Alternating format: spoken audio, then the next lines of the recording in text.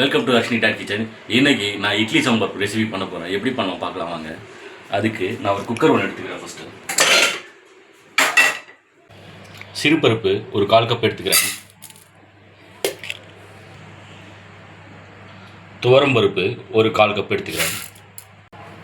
இந்த பருப்பை வாஷ் பண்ணி நம்ம 5 விசில் போட்டு இறக்கிக்கலாம். பருப்பு வாஷ் பண்ணிட்டேன். இதில் 1/4 டீஸ்பூன் மஞ்சள்தூள் சேர்த்துக்கிறேன்.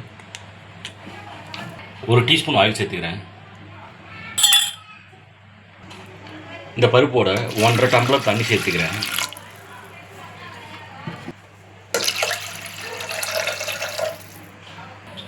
நான் ஸ்டவ் பற்ற வச்சு விசில் போட்டுக்கிறேன். 5 விசில் வரட்டும். ஸ்டவ் பற்ற வச்சு ஒரு பேன் ஒன்று வச்சுக்கிறேன். பேன் ஹீட் ஆகட்டும். இப்போ 1 டீஸ்பூன் ஆயில் விட்டுக்கிறேன். இதில் 1 டீஸ்பூன் கடலைப்பருப்பு, 1/2 டீஸ்பூன் உளுத்தம்பருப்பு சேர்த்துக்கிறேன்.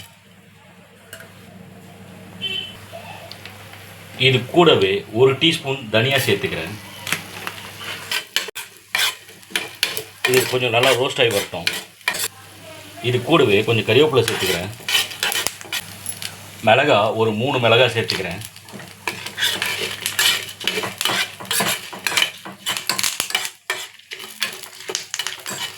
இது கூடவே கொஞ்சம் தேங்காய் சேர்த்துக்கிறேன்.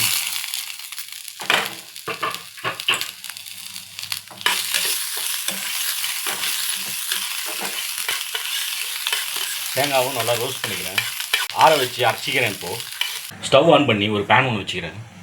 5 டீஸ்பூன் ஆயில் விட்டுக்கிறேன். கடுகு ஒரு 1/2 டீஸ்பூன் சேர்த்துக்கிறேன். உளுத்தம்பருப்பு ஒரு 1/2 டீஸ்பூன் சேர்த்துக்கிறேன். ஒரு 1/4 டீஸ்பூன் வெந்தயம் சேர்த்துக்கிறேன். வெங்காயம் ஒரு 10 வெங்காயம், சாம்பார் வெங்காயம் ஒரு 10 வெங்காயம் சேர்த்துக்கிறேன். இதில் இப்போ காய்கள்லாம் சேர்த்துக்கிறேன். கேரட்டு, அவரைக்காய், முருங்கைக்காய் சேர்த்துக்கிறேன்.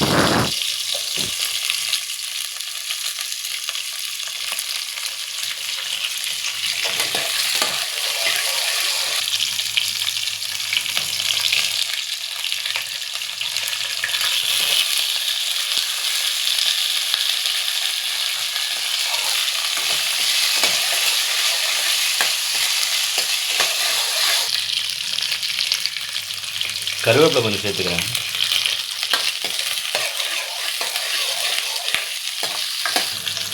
மஞ்சள்தூள் ஒரு 1/4 சிட்டிகை சேர்த்துக்கிறேன். பெருங்காயத்தூள் கொஞ்சம் சேர்த்துக்கிறேன்.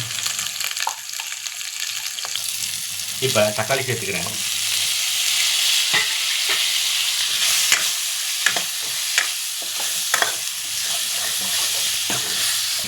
இப்போ நான் புளி தண்ணி சேர்த்துக்கிறேன்.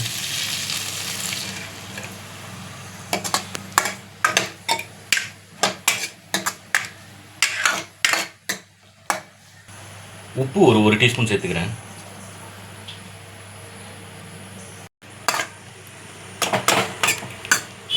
ஒரு 5 நிமிஷம் வேகட்டும்.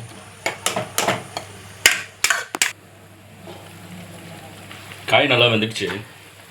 இந்த டைமில் நான் பருப்பு சேர்த்துக்கிறேன்.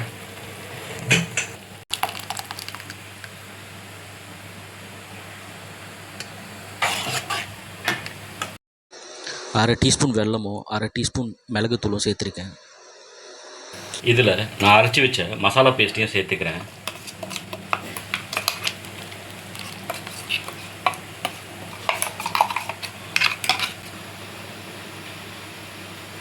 நான் இப்போது 4 கப் தண்ணி வச்சு கொதிக்க விட்டுருக்கேன். ஹை ஃப்ளேமில் சாம்பார் கொச்சிட்ருக்கு. இப்போ நான் லோ ஃப்ளேம் பண்ணிக்கிறேன். லோ ஃப்ளேமில் ஒரு 10 நிமிஷம் விட்டுட்டு ஆஃப் பண்ணிக்கலாம். சாம்பார் நல்லா கொதிச்சு ரெடி ஆகிடுச்சு.